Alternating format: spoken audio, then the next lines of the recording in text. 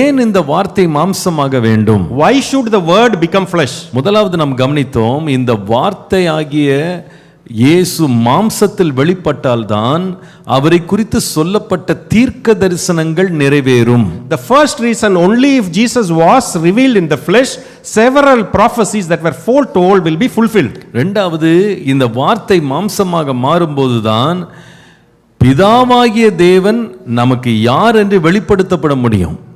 The second reason, only if Jesus was revealed in flesh, he would be able to reveal the Father.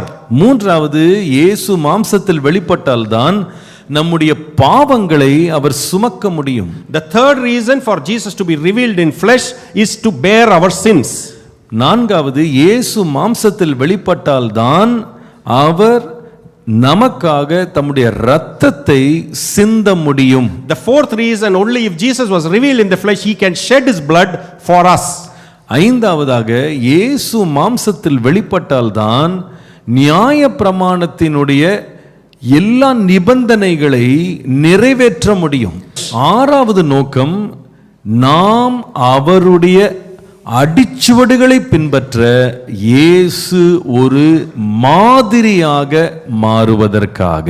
என்ன மாதிரியை இயேசு வைத்து போனார்? What example did he set for us?